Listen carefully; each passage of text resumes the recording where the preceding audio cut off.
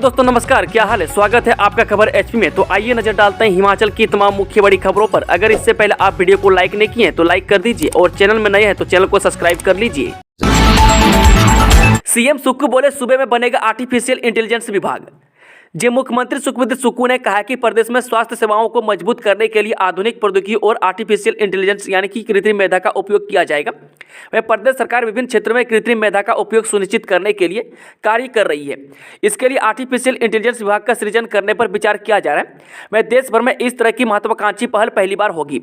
वहीं स्वास्थ्य विभाग की उच्च स्तरीय बैठक की अध्यक्षता करते हुए मुख्यमंत्री ने कहा कि प्रदेश सरकार हमीरपुर में राष्ट्रीय कैंसर केंद्र स्थापित करने जा रही है। इसके लिए सभी औपचारिकताएं चरणबद्ध तरीके से पूर्ण की जा रही है। इस केंद्र में मुख्य तौर पर अस्पताल, palliative care, centre for preventive oncology और सेंटर फॉर मॉलिक्यूलर ऑन्कोलॉजी भाग होंगे। इस केंद्र में हाई एंड प्रौद्योगिकी का उपयोग सुनिश्चित किया जाएगा और विश्व स्तरीय डायग्नोस्टिक लैब स्थापित की जाएगी। इसके साथ ही उन्होंने कहा कि प्रदेश सरकार की ओर से वर्तमान में राज्य में कार्यशील कैंसर केयर यूनिट को भी सुदृढ़ किया जाएगा। 2 साल का स्पेशल बीएड कोर्स बंद, अगले सेशन से सिर्फ 4 साल के कोर्स को ही मिलेगी मान्यता। देश भर में अब 2 साल के स्पेशल बीएड कोर्स को हमेशा के लिए बंद कर दिया जाएगा। में अगले शैक्षणिक सत्र 2024-25 से सिर्फ 4 वर्षीय स्पेशल बीएड कोर्सों को ही मान्यता मिलेगी। भारतीय पुनर्वास परिषद यानी कि आरसीआई ने इस संबंध में नोटिस जारी कर दिया है। बता दें कि आरसीआई ही देश भर के विभिन्न शिक्षण संस्थानों में कराए जा रहे स्पेशल बीएड कोर्स को मान्यता देती है। वह पूरे देश में ऐसे करीब 1000 संस्थान या विश्वविद्यालय हैं वह जहाँ यह कोर्स कराया जा रहा है। वह भारतीय पुनर्वास परिषद आरसीआई के सचिव विकास त्रिवेदी की ओर से जारी सर्कुलर में बताया गया है कि एनसीटीई ने यह शैक्षणिक नीति एनईपी 2020 के तहत इंटीग्रेटेड टीचर्स एजुकेशन प्रोग्राम में 4 वर्षीय बीएड कार्यक्रम का प्रावधान रखा है। इसके मद्देनजर आरसीआई ने 4 वर्षीय बीएड को पाठ्यक्रम को ही संचालित किए जाने का फैसला किया है। मैं आगामी सत्र से आरसीआई की ओर से सिर्फ 4 वर्षीय बीएड यानी कि विशेष शिक्षा पाठ्यक्रम को ही मान्यता दी जाएगी। सत्र के बीच में ट्रांसफर नहीं होंगे टीचर, शिक्षा मंत्री रोहित ठाकुर बोले जल्द भर्ती होंगे 3000 शिक्षक। प्रदेश के स्कूलों में सरकार हर हाल में नया सत्र शुरू होने से पहले शिक्षा की गुणवत्ता पर फोकस करने जा रही है। वह शिक्षा मंत्री रोहित ठाकुर ने कहा कि बच्चों की पढ़ाई में किसी प्रकार की दिक्कत न आए, इसके लिए शैक्षणिक सत्र से पहले राज्य चयन आयोग के माध्यम से 3000 शिक्षकों की भर्ती की प्रक्रिया जल्द पूरी होगी। वहीं उन्होंने यह भी कहा है कि सरकार ऐसे आदेश लागू करेगी जिसमें बीच सत्र में किसी भी टीचर को ट्रांसफर नहीं किया जाएगा। इससे पहले कई बार ऐसा देखा गया है कि बीच सत्र में ही टीचर अपना जुगाड़ करके ट्रांसफर करवा लेते हैं। ऐसे में अब सरकार नए सत्र से यह व्यवस्था लागू करने जा रही है जिसमें कोई भी शिक्षक बीच सत्र में अपनी ट्रांसफर नहीं करवा सकेंगे। वहीं खाली पदों में टीजीटी के 2276, जेबीटी के 2521 और शास्त्री के 494 पद भरे जाएंगे। बिजली बोर्ड कर्मी जारी रखेंगे प्रदर्शन, ओल्ड पेंशन बहाली अस्थायी एमडी के लिए अड़े। जी हां, बिजली बोर्ड कर्मचारियों ने वेतन और पेंशन की अदायगी के बावजूद संघर्ष जारी रखने का फैसला लिया है। वह ज्वाइंट फ्रंट के बैनर तले कर्मचारियों का संघर्ष सोमवार से फिर शुरू होगा। वह प्रदेश भर के कर्मचारी भोजनावकाश में कार्यालय के बाहर नारेबाजी करेंगे। वह बिजली बोर्ड ज्वाइंट फ्रंट का कहना है कि उनका संघर्ष वेतन और पेंशन के लिए शुरू नहीं हुआ था, वह बल्कि ओल्ड पेंशन की बहाली और अस्थायी एमडी की मांग को लेकर भी कर्मचारी संघर्षरत हैं। ऐसे में यह दोनों मांगे जब तक पूरी नहीं की जाएंगी तब तक संघर्ष जारी रहेगा। वह गौरतलब है कि बिजली बोर्ड में 16000 कर्मचारी हैं जबकि 29000 पेंशनर्स हैं। इन सभी को हर महीने 182 करोड़ रुपये वेतन और पेंशन में अदा किए जाते हैं। इनमें 90 करोड़ रुपये का हिस्सा कर्मचारियों का है जबकि 92 करोड़ रुपये पेंशन के रूप में सेवानिवृत्त कर्मचारियों के खाते में डाले जाते हैं। वह जनवरी महीने में यह अदायगी 6ठे दिन हुई थी और इसे लेकर प्रदेश भर के बिजली बोर्ड कर्मचारी भड़क गए थे और उन्होंने संघर्ष शुरू कर दिया। मैं इस संघर्ष में राज्य सरकार की ओर से वेतन और पेंशन का भुगतान कर्मचारियों को कर दिया गया है, लेकिन अभी भी बिजली बोर्ड में प्रबंध निदेशक को नहीं हटाया गया है। हिमाचल का इतिहास जानेंगे स्कूली बच्चे, एनसीईआरटी के 30% सिलेबस में शामिल होगी हिस्ट्री। प्रदेश के शिक्षण संस्थानों में स्कूली बच्चे हिमाचल के इतिहास के बारे में जान सकेंगे। इसके लिए अब प्रदेश सरकार नई पहल करने जा रही है। नए शैक्षणिक सत्र में स्कूलों में नया पाठ्यक्रम भी लागू होना है। इसमें पहले ही अब निजी स्कूलों की तर्ज पर सरकारी स्कूलों में भी इंग्लिश मीडियम को ऑप्शनल किया जा रहा है। वहीं प्रदेश सरकार एनसीईआरटी के सिलेबस में भी जल्दी बदलाव करने जा रही है। शिक्षा मंत्री रोहित ठाकुर ने कहा कि सरकारी स्कूलों के पाठ्यक्रम में भी जरूरी बदलाव किए जाएंगे। इसके लिए अब हिमाचल का इतिहास भी बच्चे जान सके, उसके लिए सिलेबस में हिमाचल हिस्ट्री को पढ़ाया जाएगा। हालांकि सरकारी स्कूलों का सिलेबस एनसीईआरटी ही तय करता है। ऐसे में सरकार जल्दी इस बारे में जरूरी बदलाव करने जा रही है। उन्होंने कहा है कि स्कूली बच्चों के लिए यह जानना बेहद जरूरी है कि हिमाचल का इतिहास किस तरह का रहा है। वह आज यह युवा पीढ़ी इस बात से अनभिज्ञ है। ऐसे में संस्कृति को बचाए रखने के लिए उसके बारे में बच्चों को बताने के लिए जरूरी है कि सिलेबस में ऐसी चीज़ों को शामिल किया जाए। ऐसे में सरकारी स्कूलों की किताबों में अब बच्चे हिमाचल का इतिहास भी जान पाएंगे। कांगड़ा के डगवार में स्थापित होगा दुग्ध प्रसंस्करण संयंत्र। परियोजना के प्रथम चरण में 180 करोड़ का होगा निवेश। डेयरी फार्मिंग से जुड़े किसानों को लाभान्वित करने के उद्देश्य से जिला कांगड़ा के डगवार में 250 करोड़ रुपए की लागत से अत्याधुनिक पूर्ण रूप से स्वचालित दुग्ध प्रसंस्करण संयंत्र स्थापित किया जाएगा। इस परियोजना के प्रथम चरण में 180 करोड़ रुपए के निवेश से संयंत्र का निर्माण किया जाएगा। इस संयंत्र के स्थापित होने से दही, लस्सी, मक्खन, घी, पनीर, स्वादिष्ट दूध, खोया और मोजेरेला पनीर सहित विभिन्न प्रकार के डेयरी उत्पाद तैयार किए जाएंगे। में रोजगार सृजन का मार्ग प्रशस्त करने के साथ साथ डेयरी क्षेत्र कुपोषण जैसी समस्याओं के समाधान में भी सहायक सिद्ध हो रहा है। वह हिमाचल प्रदेश दुग्ध प्रसंघ ने महिला एवं बाल कल्याण विभाग के लिए पंजीरी तैयार करने की गतिविधियों में विविधता लाई है। मैं दुग्ध प्रसंघ द्वारा फोर्टिफाइड पंजीरी, फोर्टिफाइड बेकरी बिस्कुट, फोर्टिफाइड गेहूं सेवियों और होल मिल्क के पाउडर उपलब्ध करवाए जा रहे हैं। मैं सरकार की यह पहल प्रदेश के नौनिहालों के स्वास्थ्य और खुशहाल भविष्य की नींव रख रही है। हाईकोर्ट में अंतिम चालान पेश। मानव भारती विश्वविद्यालय के संचालक सहित 10 लोगों को बनाया आरोपी। मानव भारती निजी विश्वविद्यालय के फर्जी डिग्री मामले में पुलिस की विशेष जांच टीम यानी कि एसआईटी ने हाईकोर्ट में अंतिम चालान पेश कर दिया है। इनमें विश्वविद्यालय के संचालक राजकुमार राणा, उसकी पत्नी समेत 10 से ज़्यादा लोगों को आरोपी बनाया गया है। फॉरेंसिक लैब जुनगा से सैंपल की रिपोर्ट आने और अन्य औपचारिकताएं पूरी करने के बाद एसआईटी ने चालान पेश किया है। विश्वविद्यालय पर 46,000 फर्जी डिग्रियां बेचने का आरोप है। एसआईटी का दावा है कि आरोपियों के खिलाफ पुख्ता सबूत है। लैब को भेजे गए फर्जी डिग्रियों के नमूने और उत्तर पुस्तिकाओं की लिखावट की जांच में पाया गया है कि दस्तावेजों के साथ छेड़छाड़ हुई है। वह जांच में पाया गया है कि कई राज्यों में फर्जी डिग्रियां बेची गई। इन राज्यों में महाराष्ट्र, बिहार, जम्मू कश्मीर, हरियाणा, दिल्ली, गुजरात, तमिलनाडु, केरल, पंजाब, उत्तर प्रदेश, हिमाचल प्रदेश और बेंगलुरु शामिल है। वह आरोप है कि डिग्रियां बेचने का यह फर्जीवाड़ा 2010 से चल रहा था।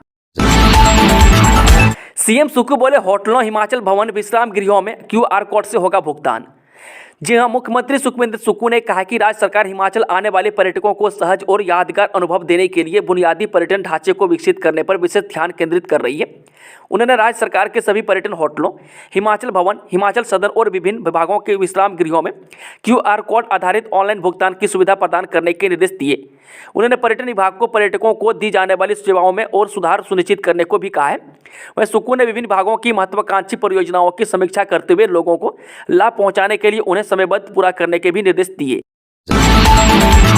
भाजपा ने 34 साल पहले पालमपुर में पारित किया था राम मंदिर निर्माण के लिए प्रस्ताव। हिमाचल प्रदेश के कांगड़ा जिले के पालमपुर के लिए 22 जनवरी का दिन ऐतिहासिक होगा। अयोध्या में बन रहे राम मंदिर में पालमपुर का अहम स्थान होगा। भाजपा ने पालमपुर के रोटरी भवन में 34 साल पहले जून 1989 में राम मंदिर निर्माण का प्रस्ताव पारित किया था। यह विश्व हिंदू परिषद के नेताओं के साथ राष्ट्रीय भाजपा कार्य समिति की बैठक हुई थी। यह बैठक 3 दिन 9 से 11 जून तक चली थी।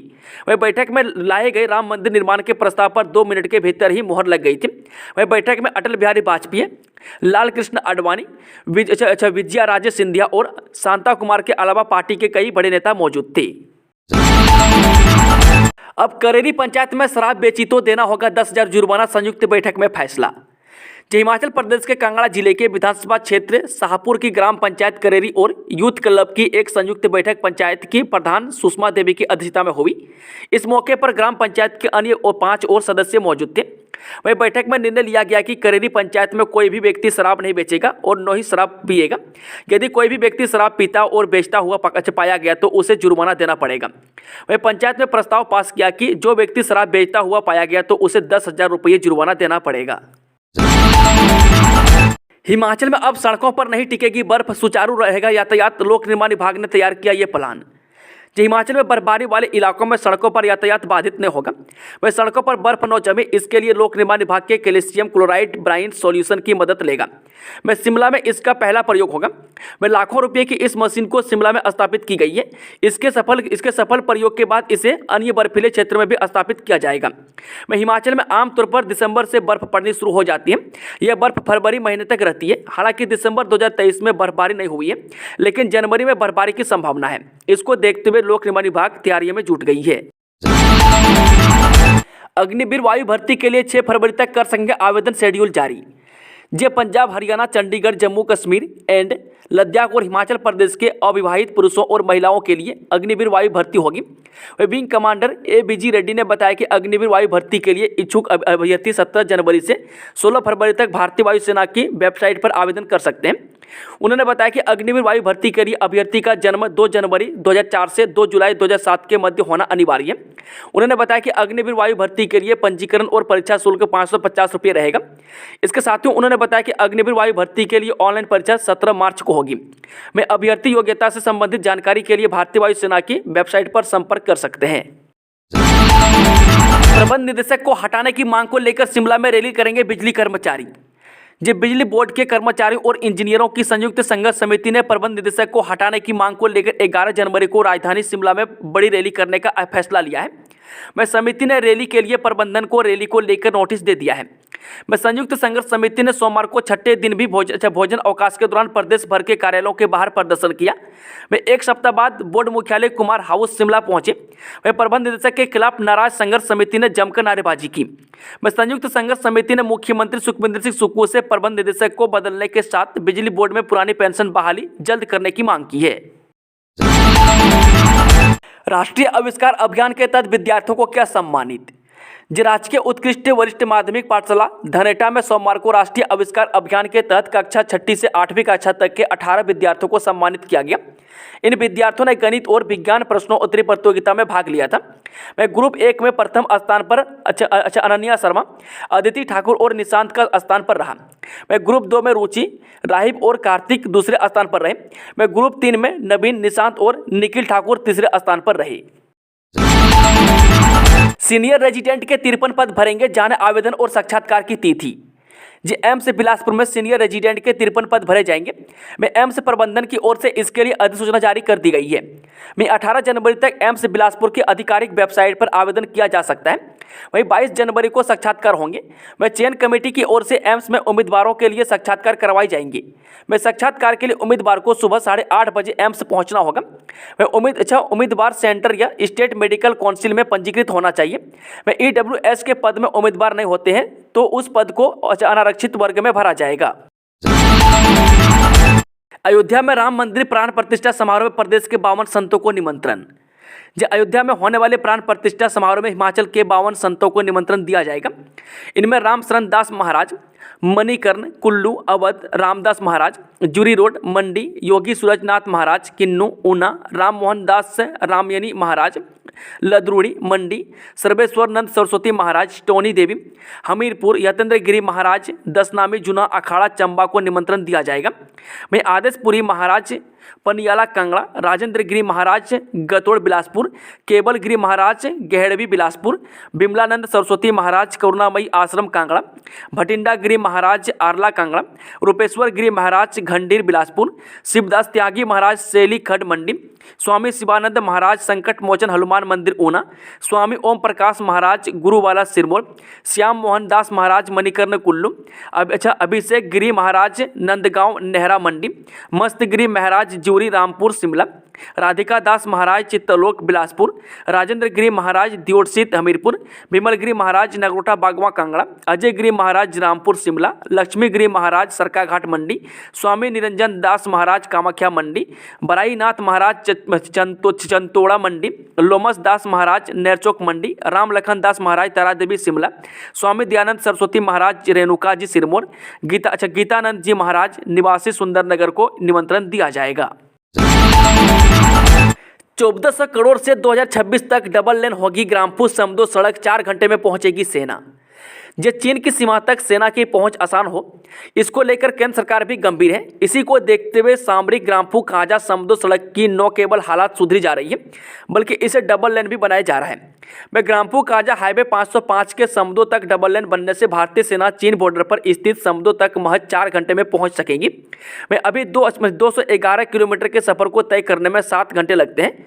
मैं करीब 1400 करोड़ रुपये की लागत से डबल लेन बनने वाली 203 किलोमीटर ग्रामपुर काजा समदो सड़क का काम 4 चरणों में होगा। इसमें बातल से लोसर और लोसर से काजा के बीच 2 चरणों का निर्माण कार्य सीमा सड़क संगठन ने शुरू कर दिया है। इसकी दूरी करीब 90 किलोमीटर है। नई टिकटिंग मशीनें पहुंची, शिमला लोकल डिपो में शुरू होगा ट्रायल। यात्रियों को कैशलेस सफर की सुविधा उपलब्ध करवाने के लिए नई हाईटेक ई टिकटिंग मशीनें शिमला स्थित निगम मुख्यालय पहुंच गई है। मैं state bank of India in मशीनों को पेमेंट गेटवे उपलब्ध करवाएगा। मैं मशीनों की टेस्टिंग शुरू कर दी गई है। मैं ट्रायल के बाद 15 दिन के भीतर शिमला लोकल डिपो में इन मशीनों का इस्तेमाल शुरू हो जाएगा। मैं प्रदेश के सभी डिपो में नई ई टिकटिंग मशीनें उपलब्ध करवाई जाएंगी।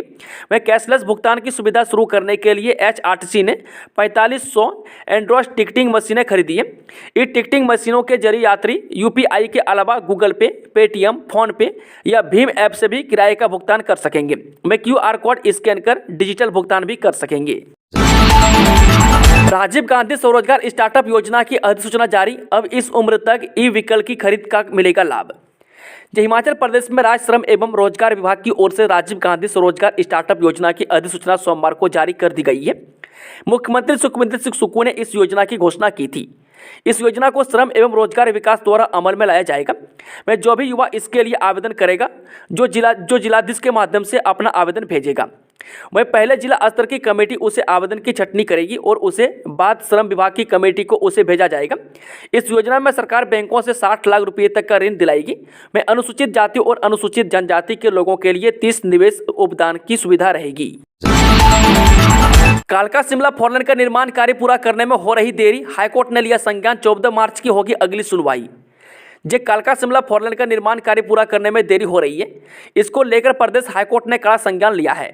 कोर्ट ने NHAI के प्रोजेक्ट डायरेक्टर को परमाणु से ढली तक निर्माण कार्य पूरा करने की टाइमलाइन शपथ पत्र के माध्यम से बताने के आदेश दिए। कोर्ट ने इस दौरान हटाए गए अवैध कब्जों और अतिक्रमणों की जानकारी भी मांगी है। राजस्व मामलों के निपटारे को अगली लोक अदालत में जनवरी के अंत में मंडे मीटिंग में बोले CM सुक्खू। मुख्यमंत्री सुखविंदर सुक्खू ने प्रशासनिक सचिवों के साथ आज यहां मंडे मीटिंग की अध्यक्षता करते हुए कहा कि प्रदेश सरकार द्वारा आयोजित पहली राजस्व लोक अदालत से अब तक 65,000 से अधिक इंतकाल के मामलों का निपटारा किया गया है। इनमें से 11,420 इंतकाल के मामले और 1217 तकसीम के मामले इस वर्ष 4 और 5 जनवरी को आयोजित तीसरी राजस्व लोक अदालत में निपटाए गए। उन्होंने कहा कि अगली राजस्व लोक अदालतें 30 और 31 जनवरी को आयोजित की जाएंगी। नौकरी छोड़ने पर वित्तीय लाभों का इंतजार खत्म। प्रदेश के प्राइवेट कॉलेजों में अब बीच में नौकरी छोड़ने या सेवानिवृत्ति के बाद मिलने वाले वित्तीय लाभ के लिए शिक्षकों को लंबा इंतजार नहीं करना पड़ेगा। दरअसल हाल ही में राज्य शिक्षण नियामक आयोग ने अब सभी यूनिवर्सिटी और कॉलेजों में क्रॉप्स फंड बनाने के निर्देश जारी किए हैं। इस बारे में हाल ही में आयोग की बैठक हुई, जिसमें यह निर्णय लिया गया है कि आयोग की इस पहल के 2 फायदे होंगे। पहला, कामकाज में पारदर्शिता रहेगी, यानी कर्मचारी कब नियुक्त हुआ, कितना वेतन है, कितना उसका EPF सहित अन्य चीजों वेतन से कटती है, यह ऑन रिकॉर्ड रहेगा। दूसरा, नौकरी छोड़ने व सेवानिवृत्त होने के बाद नियमों के तहत ग्रेजुएटी व अन्य वित्तीय लाभ में देरी नहीं होगी। कर्मचारी इसको लेकर या तो आयोग में शिकायत करते हैं या फिर कोर्ट का दरवाजा खटखटाते हैं। यह शिकायतें भी दूर होगी। वहीं आयोग का मानना है कि अच्छी फैकल्टी तब मिलेगी जब अच्छी सुविधा होगी। प्रदेश निजी शिक्षण संस्थान नियामक आयोग के सदस्य प्रोफेसर शशिकांत शर्मा ने कहा कि निजी विश्वविद्यालय व अन्य संस्थानों को कॉपर से फंड बनाने के निर्देश दिए गए हैं। उन्होंने कहा है कि विश्वविद्यालय व अन्य निजी संस्थान से जब कोई शिक्षक सेवानिवृत्त होता है या फिर नौकरी छोड़ता है तो उन्हें जो वित्तीय लाभ, ग्रेजुएटी आदि नियमों के तहत मिलनी चाहिए वो नहीं मिल पाती है। वह संस्थान तर्क देते हैं कि उनकी वित्तीय स्थिति ठीक नहीं है। आयोग के पास इसको लेकर कई तरह की शिकायतें आती हैं। वह सालों तक केस चलते हैं, लेकिन ऐसे में अब कोई दिक्कत नहीं होगी। बिना बारिश हिमाचल में शीतलहर, मैदानी इलाकों में कोहरा बरफा रहा है कहर। कल से बारिश बर्फबारी। धुंध को लेकर मौसम विभाग का पूर्वानुमान सही साबित हुआ। वहीं मैदानी इलाकों में सोमवार को घना कोहरा देखने को मिला रहा है। वहीं ऊना में दिन में भी घना कोहरा छाया हुआ है, जिससे शीतलहर का प्रकोप भी बढ़ गया है। वहीं जिला कांगड़ा में भी आसमान में हल्के बादल छाए हुए हैं, लेकिन धूप भी खिली हुई है। हिमाचल में पश्चिमी विक्षोभ के चलते एक बार फिर मौसम में बदलाव के आसार हैं। मंगलवार को प्रदेश भर में और बुधवार को मध्य और उच्च पर्वतीय क्षेत्रों में हल्की बारिश और बर्फबारी का पूर्वानुमान है। वहीं 11 और 12 जनवरी को मौसम फिर साफ रहेगा और धूप खिली रहेगी। वहीं प्रदेश के मैदानी इलाकों में धुंध और कोहरे के चलते कड़ाके की ठंड पड़ रही है। वहीं सुंदरनगर, भुंतर, मंडी, कल्पा, केलांग, समदो और कुकुमसेरी का पारा माइनस में चल रहा है। वहीं शिमला, पालमपुर में भी इन दिनों शीतलहर चल रही है। वहीं सुबह शाम के समय बाजारों में सन्नाटा छा रहा है। वहीं प्रदेश में सूखे जैसी स्थिति बनी हुई है। वहीं बर्फबारी और बारिश न होने से गेहूं, मटर और सेब की फसल को नुकसान हो रहा है, जबकि बागवान नई पौधा नहीं रोप पा रहा है। सोलन में अब घर बैठे मिलेगी शराब, बस करना होगा इतना काम, जाने पूरी जानकारी। राज्य कर एवं आबकारी विभाग सोलन में भी अब ऑनलाइन पोर्टल के माध्यम से शराब की सप्लाई शुरू कर रहा है। यह जानकारी सहायक राज्य कर एवं आबकारी विभाग अधिकारी फूलचंद राणा ने दी। उनका कहना है कि 2 दिन से जिला परिषद कार्यालय सोलन में एक्साइज डिपार्टमेंट एक ट्रेनिंग आयोजित कर रहा है, जिसमें ऑनलाइन प्रक्रिया की ओर से बढ़ावा देने की दिशा में कार्य किया जा रहा है। यानी वर्ष 2023-24 में जितना भी शराब का कारोबार होगा वो अब QR कोड के माध्यम से ही होगा। इस फाइनेंशियल ईयर में शुरू से ही राज्य कर एवं आबकारी विभाग एक नया पोर्टल शुरू कर दिया है, जिसमें ई गवर्नेंस के तहत सीटेल कंपनी के साथ इंटीग्रेशन हुआ है, जिसमें विशेष कर शराब कारोबारी, विस्लरी, बरोरी बॉटलिंग प्लांट, उसके बाद होलसेलर, रिटेलर इनको पोर्टल के संबंधित ट्रेनिंग दे दी गई है। इसके बाद उत्पाद से लेकर सप्लाई तक का सारा काम अब ऑनलाइन ही होगा, जिसके चलते 100% पारदर्शिता होगी और राजस्व भी सुरक्षित रहेगा। ऊना के गांव घंडावल में बना बेम्बू विलेज लोगों की आजीविका से जुड़ा बांस। ये बांस ऐसा गौण वनो उपज है जिसे लोगों की आजीविका से जोड़कर आय के साधनों को कई तरीके से बढ़ाया जा सकता है। फिर अब ऊना के डीसी राघव शर्मा ने सोमवार को इसे एक अभियान की शक्ल देकर चंडीगढ़ धर्मशाला हाईवे पर घंडावल में बेम्बू विलेज की स्थापना की। इस मौके पर भारत के बम्बू मैन के नाम से प्रसिद्ध महाराष्ट्र के योगेश शिंदे भी विशेष रूप से मौजूद थे। बिलासपुर में तंत्र मंत्र के नाम पर 2 लड़कियों के साथ दुष्कर्म आरोपी गिरफ्तार। बिलासपुर प्रदेश के जिला बिलासपुर से नौकरी के लिए तंत्र मंत्र करने के नाम पर 2 लड़कियों के साथ दुष्कर्म का मामला सामने आया है। पुलिस ने शिकायत मिलते ही 2 युवकों की हिरासत में भी ले लिया है। इस घटना की शिकायत एक युवती ने झडुंदा थाने में दी। पुलिस में दी शिकायत में कंगड़ा की युवती ने बताया कि वह एक प्रशिक्षण केंद्र में पढ़ रही है और वह किराए के कमरे में रहती है। उसके साथ उसकी सहेली भी रहती है। लड़की ने बताया कि सहेली की बात विक्की नामक लड़के के साथ होती थी। सहेली बिलासपुर के एक गाँव की रहने वाली है। सहेली ने ही उसकी बात लड़के से कराई। विक्की ने युवती को नौकरी लगाने का आश्वासन दिया। उसकी सहेली ने तंत्र मंत्र करने की बात भी कही थी। शनिवार को विक्की ने उसे फोन किया और तंत्र मंत्र का सारा सामान लाने के लिए कहा।